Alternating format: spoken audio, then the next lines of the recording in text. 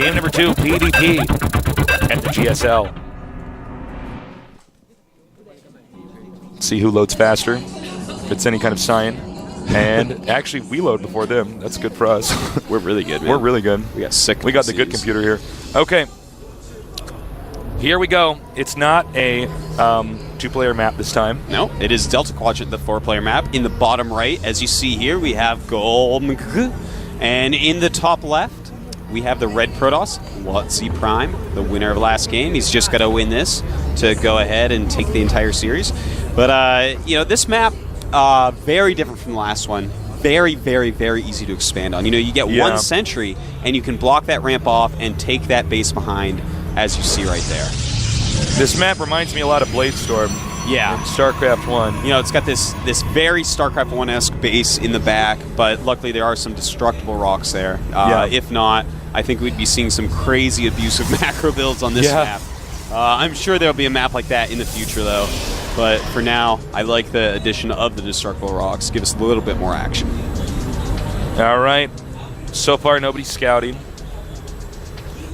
And I'm curious to see if there's going to be different build orders here from these two guys. You know, I think of all the maps, this is one where we can really see different build orders, as is Desert Oasis. Absolutely. Those are two maps where you can do almost anything and get away with it because of this map has that back expansion. Of course, Desert Oasis is just so long.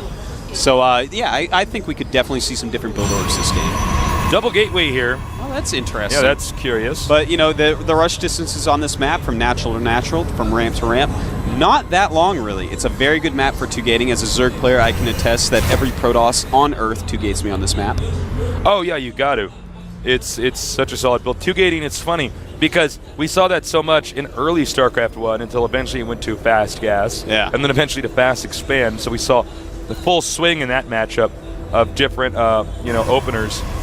And I wonder if we're going to see something similar here in StarCraft 2 as the metagame slowly develops. And you know what's kind of interesting? If we go ahead and look at the Nexus here, Ro.64 is saving up a lot of Chrono Charge. So it looks like he's going to be charging out a bunch of Zealots, seeing if he can get some high-end damage done. But in the meantime, I like Golmgh's play. He has gone ahead and gotten that Cybernetics core. All he needs to do is get out some sentries, and he should be able to hold his ramp pretty easily against this rush. Yeah, a lot of it's going to depend on if he does get to his ramp in time. He could also use his base setup, maybe. I mean, some of these narrow buildings here could be used like that. Okay, so he's pretty committed to the Zealot rush. He is charging. But I think we're going to see a big mistake here.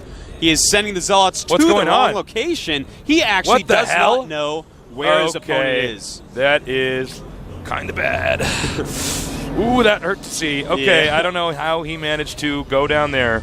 That is a scouting error. And you know right now Golmgh is wondering where these Zealots are. Yeah. Why are they not in my base? Scaring me.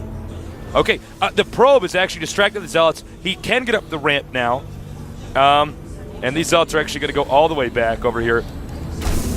I like the choice here. He's gone and gotten that third gate. He's getting his warp gates up, and he'll get the sentries after the warp gates are up. He doesn't want to spend time making them, just makes Zealots for now to make sure he can hold this 2-gateway rush. So he has 3 gates up. Warp gates are on the way. Warp gates make pretty fast. And once you get those warp gates up, you're going to get units out a lot quicker than a guy who hasn't done that. And he decides to back off. Yeah, I think it's the right choice. You know, his probe saw how many Zealots were being made. He's obviously not going to be able to do any damage. This is cross positions as opposed to close positions. So the 2-gateway, not doing a whole lot for him. But at this point now, he's using his charge to make the warp gates. And, yeah, he should be able to get those warp gates up and get back to a pretty even, normal game quite quickly here. So the warp gate upgrade is done here for gold. And here we go. 4 gates now. Warp gate only halfway done here for Lotzi. And I think we might see some huge aggression here. Warp in a pylon. His warp gates are done first. So he might be able to warp in a bunch of units and maybe break this ramp of Ro.64. Okay, he's got to hold the ramp here. He is charging Starcraft. I don't know if this is the wisest decision. He maybe should be charging the warp gates. Here we go. An engagement. He's going to have to back up with the Stalkers catch up. That one Zealot has taken a lot of damage so far. And he micros him out of that group.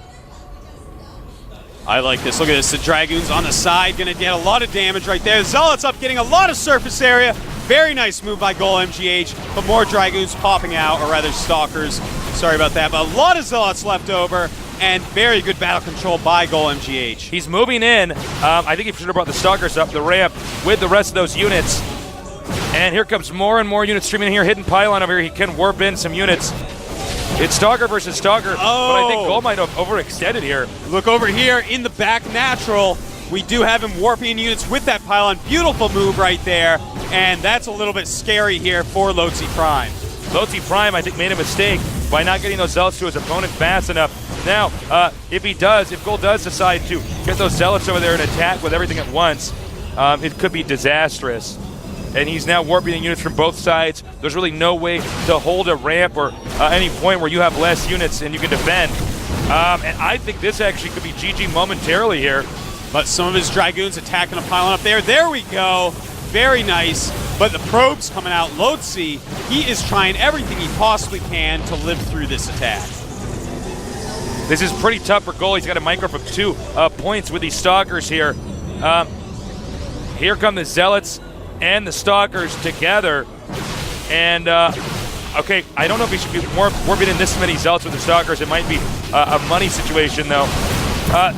So far, Lotzi's control is so solid considering the situation, but I think it might just be too many units at this point in time. Yeah, it's looking like Golmgh. He has got the higher Stalker count here. Very microable. If he can get this pylon, it's going to be absolutely huge. It's going to end 2 of the warp gates going down. It's a blackout in the base. GG. That's it. And then we're here at 1-1 with that PvP. Pretty exciting game. That was actually a really nice rush. He hit that timing just right before the warp gates were done. I take it back. Golmgh, he's got some really nice moves in his arsenal. His opener just seems safer. I don't know what happened with the Protoss 2-gate rushing the wrong location. Yeah, maybe if it was that first location that he blindly sent his Zealots to. My brain started to hurt. My brain started to hurt when I saw that. I was like, whoa, I think I just got a brain tumor. He's rushing a location that his opponent is not at. That actually could have changed everything, because if you can get gas up before your opponent and you're not attacked, you're just going to be ahead. And that's what basically happened.